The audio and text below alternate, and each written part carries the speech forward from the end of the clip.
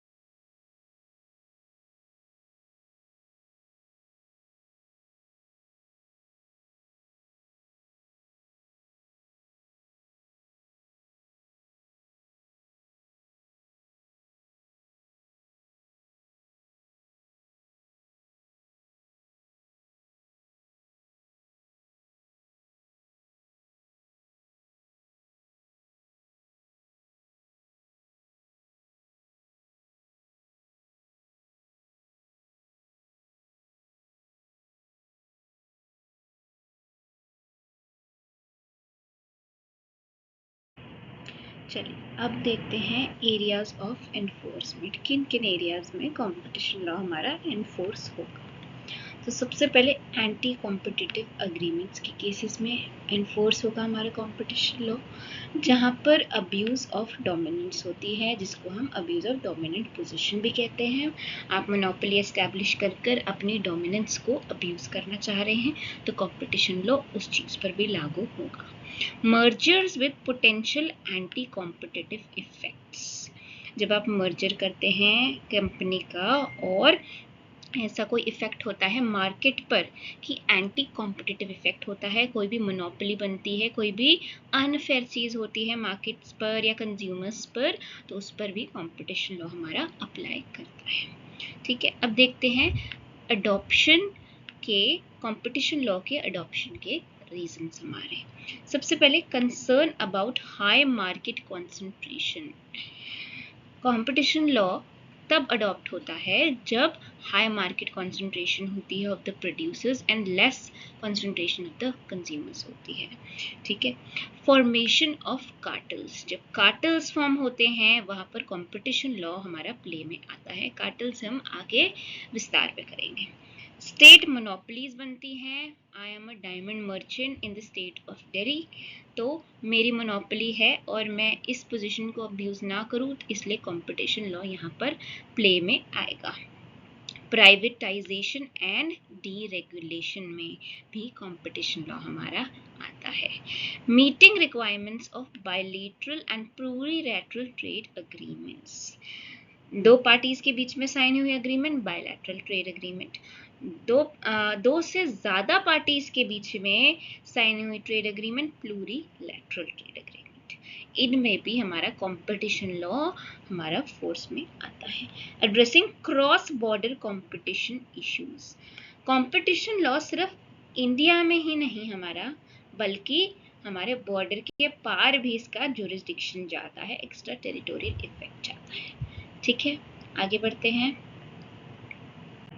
Now what is the need for competition, competition की क्या ज़रूरत है हमें, देखते हैं। The ultimate objective of competition is to secure the interest of the consumer, it empowers the consumer and offers best guarantee for consumer protection.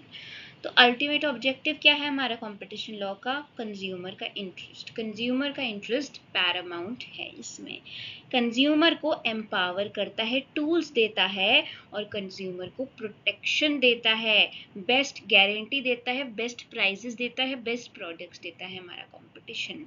Competition इसीलिए बना है कंज्यूमर के लिए, कंज्यूमर नहीं तो कंपटीशन नहीं। It is a means of reducing cost and improving quality. Cost reduction, जितना ज़्यादा कंपटीशन बढ़ेगा कॉस्ट रिडक्शन होगी और क्वालिटी इंप्रूव होगी हमारी, हमें पता ही है। It also implies an open market where shortages are rapidly eliminated through the best allocation of resources. Open market system होगा जहाँ पर कोई भी प्लेयर कभी भी एंटर कर सकता है, ठीक है, और किसी भी चीज़ की शॉर्टेज नहीं होगी। एक सिटी जैसे कि जयपुर जैसी सिटी में ब्लिंकिट जैसे, स्विगी जैसी चीज़ें हैं जहाँ पर ओपन मार्केट सिस्टम है, कोई भी ऐसी ऐप वहाँ पर आ सकती है और आपको जो चीज़ चाहिए 5 मिनट्स के अंदर डिलीवर हो जाती है। तो कोई भी प्लेयर एंटर कर सकता है इस मार्केट में और रैपिडली एलिमिनेट हो जाते हैं वो प्लेयर जिनकी quality up to the mark नहीं होती। It accelerates growth and development, preserves economic and political democracy. ठीक है, आगे अब देखते हैं कंपटीशन एंड ग्रोथ के बीच में relationship. There is a positive association between GDP growth and level or degree of competition. Several studies suggest that competition enhances productivity at industry level, generates more employment and lowers consumer prices. तो एक positive association है GDP growth और level या फिर degree of competition में। तो GDP बढ़ेगी हमारी तो कंपटीशन बढ़ेगा, कंपटीशन बढ़ेगा तो प्रोडक्टिविटी बढ़ेगी, प्रोडक्टिविटी बढ़ेगी तो कॉम्पिटिटिवनेस बढ़ेगी, कॉम्पिटिटिवनेस बढ़ेगी तो फिर जीडीपी बढ़ेगी, and the cycle goes on and on and on. देख रहे हैं यहाँ पे चार्ट, ये एग्जाम में बनाकर आ जाइएगा, आपको एक्स्ट्रा मार्क्स जरूर मिलेंगे। आगे, competition and democracy, how are they related now? The basic tenets of democracy and of market competition are ingrained in the same value system, that is, freedom of individual choice, abhorrence of concentration of power, decentralized decision making, and adherence to the rule of law. तो democracy और market competition में क्या similarity है बोलना चाह रहे हैं ये। डेमोक्रेसी में भी और कंपटीशन में भी आपके you are free as an individual to make a choice. Democracy में you are free to elect a leader, in the market you are free to choose the item of your choice. ठीक है। Second similarity क्या है? Abhorrence of concentration of power. Democracy में कहीं एक इंसान पर पावर नहीं होती किसी के पास, है ना, हमेशा पावर डिस्ट्रीब्यूटेड होती है ना। तो वैसे ही मार्केट कंपटीशन में भी कहीं एक जगह कंसंट्रेशन ऑफ पावर नहीं होती।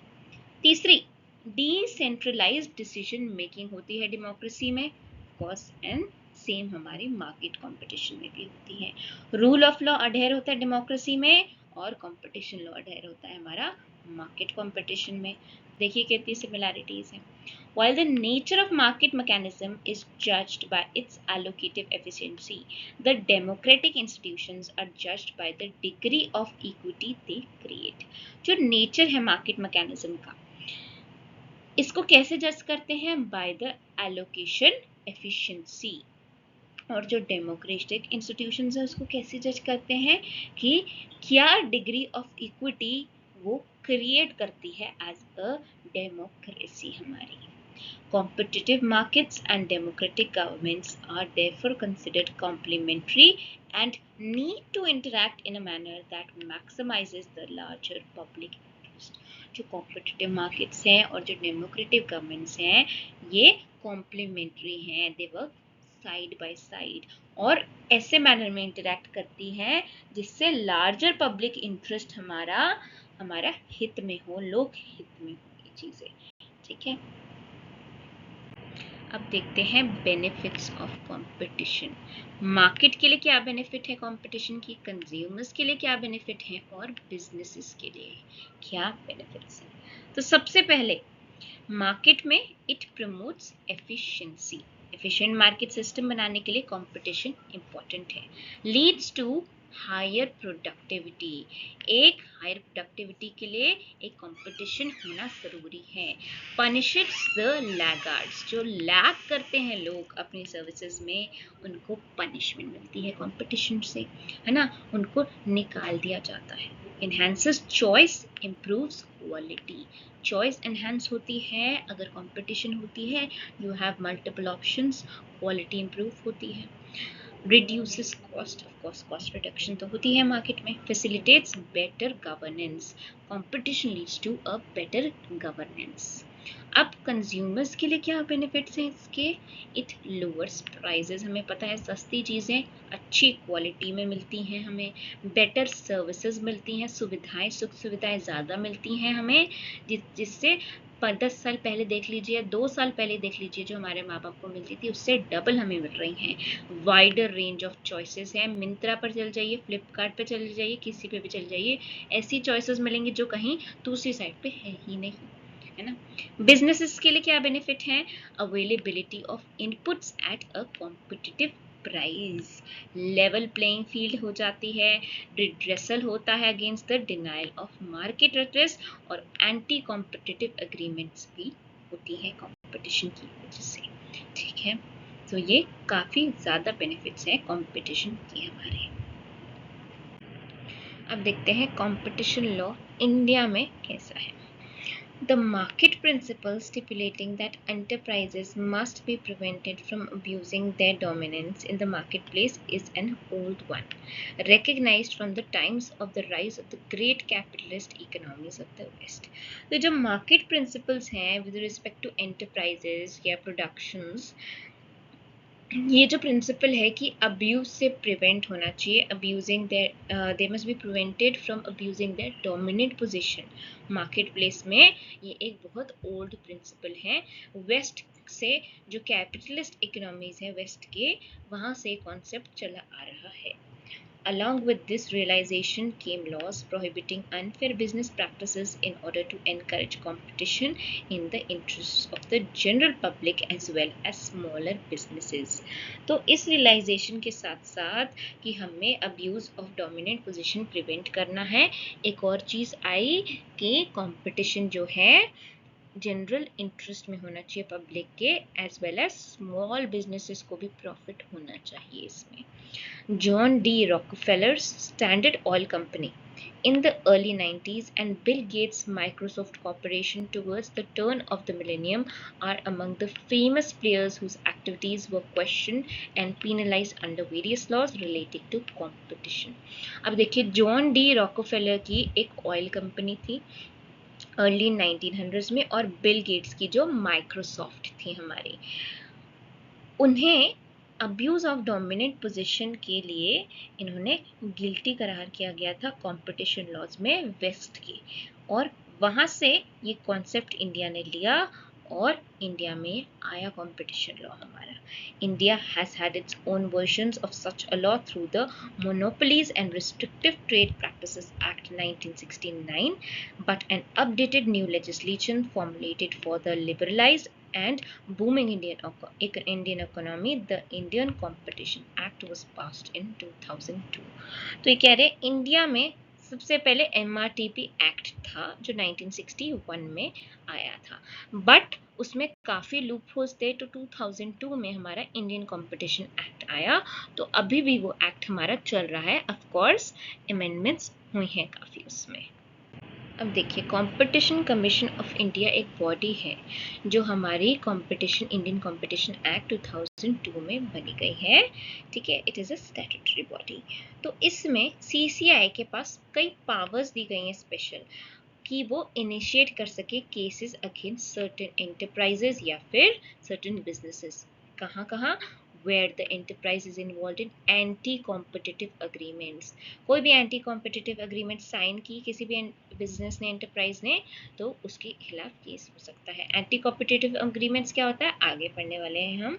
where the enterprise is indulging in abusing their dominance in the relevant market. dominance, अपनी dominant position को abuse कर रहा है कोई एंटरप्राइज या बिजनेस, उस पर भी केस हो सकता है by the CCI. तो इम्पॉर्टेंट कंपोनेंट्स हमारे कंपटीशन एक्ट के क्या है कि ये एंटी कॉम्पिटिटिव अग्रीमेंट्स को रेगुलेट करता है, अब्यूज ऑफ डोमिनेंस को भी हमारे उसके बारे में बात करता है, रूल्स ले डाउन करता है, रेगुलेशन ऑफ कॉम्बिनेशंस के बारे में बताता है, कंपटीशन एडवोकेसी का कॉन्सेप्ट हमारा लाता है ये। तो competition act provides that an anti competitive agreement shall be void and prohibits an enterprise or a person from entering into any agreement in respect of production, supply, distribution, storage, acquisition or control of goods or provision of services which causes or is likely to cause an appreciable adverse effect on competition in India.